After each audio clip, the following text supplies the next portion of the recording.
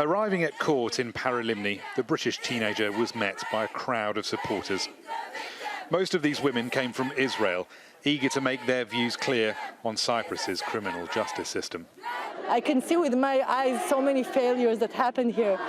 Also, as an Israeli, I think about these youngsters who came back to my country, and they returned with no paying any price. Inside the court, the 19-year-old was told by the judge he was giving her a second chance, a suspended sentence for public mischief that in effect means she can go home for the first time in 6 months. Her mother then came out to speak. I just want to thank each and every one of you for turning up today, having belief, having faith, making sure that we get justice. Thank you, all of you, for turning up. She's coming home! Justice! Her daughter had been staying at this hotel while on a working holiday in the resort of AYIA NAPA when she went to the police, alleging she'd been gang raped. 12 Israelis were quickly arrested and then released after the woman retracted her accusations. She says the police forced her to do this. The court decided she was lying. What happened or didn't happen in this building 6 months ago has helped expose a range of different issues. How women are listened to when they say they've been raped, the behaviour of young tourists in party resorts like AYIA NAPA, the relationship between Cyprus and the UK and Israel, and whether the justice system here is working as it should be. The teenager's legal team point to a list of potential police violations, questioning her with no lawyer or translator present and not recording what was said. It's the police officer's word against the victim, and of course there's no recourse for the victim. So we're hoping that if this case does go to the European Court of Human Rights, that problem can be redressed and that perhaps Cyprus can fall into line with other modern jurisdictions. Her Cypriot lawyer thinks the country does too little to help women. I believe we have a culture that needs to start changing when it comes to violence against women. And it is this culture that creates the systemic problems that we are facing here in Cyprus. The case has disturbed relations between London and Nicosia. My first concern has been her welfare. We will be following up on some of the issues in relation to the case. I spoke to the Cypriot Foreign Minister about that. But there was also a warning from the UK Foreign Minister. In the summer season, resorts such as AYIA NAPA are thronging with youngsters drinking and partying hard. Dominic Raab says Brits abroad should look after themselves. Rory, Challands, Al Jazeera, AYIA NAPA and PARALIMNI. Well, we're joined now from Nicosia by ZELIA GREGORIou, who organised one of the protests outside the court. Madam, thank you so much for joining us here on Al Jazeera. So obviously you organised one of the protests there. It seems obvious you don't believe that the justice system is working in this case. Explain to us why.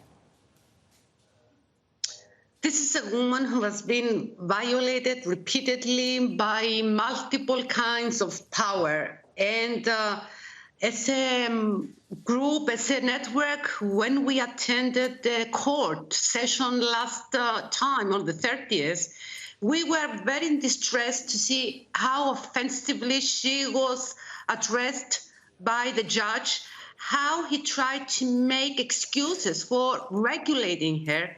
But most importantly, we were embarrassed to hear the judge, when he came to that point before announcing his verdict, to share with the audience his appreciation of the reliability of the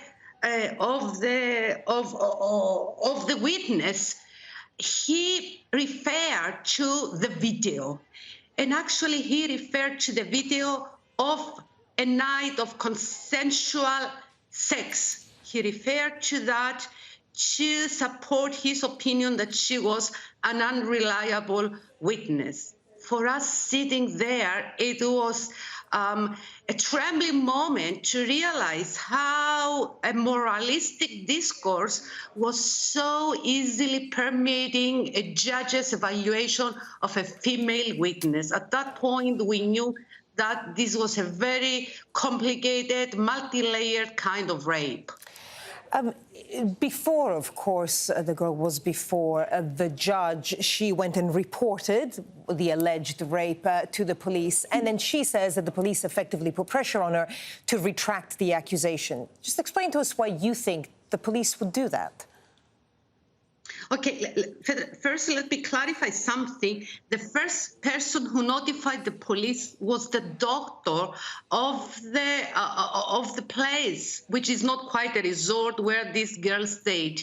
He was the first one to see her in such a desolate state, semi-naked, crying, in the corridors of that of those apartments, hotel, whatever that is. And he was the one to call the police and tell them what's going on. And they immediately contacted, and I don't know who took the girl to the police to report. So it was not just her.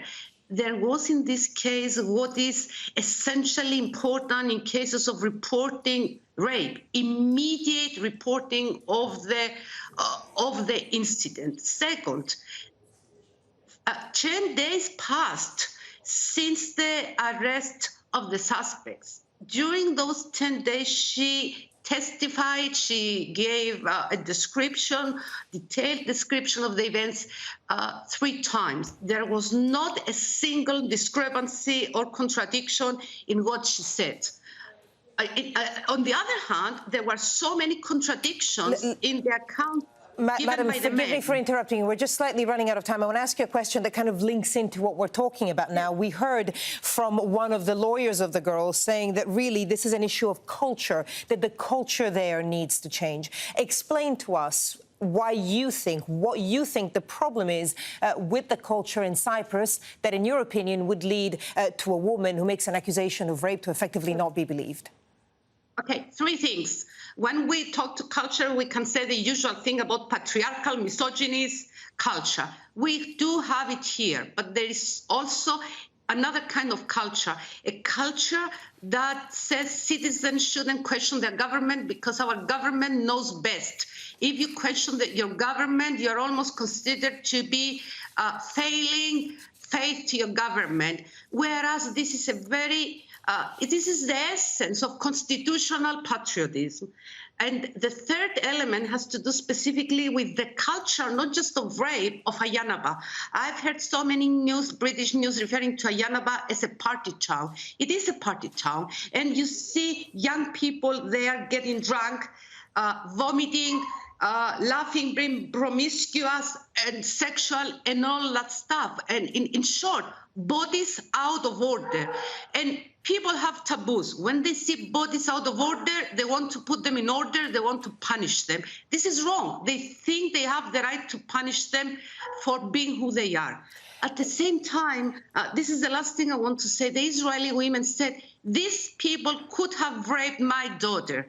What came out in that statement was that in those Israeli women's fear or sensitivity, there was such a deep appreciation of how precious the life of young people is. Zelia Gregoriou, we're going to have to leave it there, unfortunately. Zelia Gregoriou, you organized one of those protests outside the court. Madam, thank you.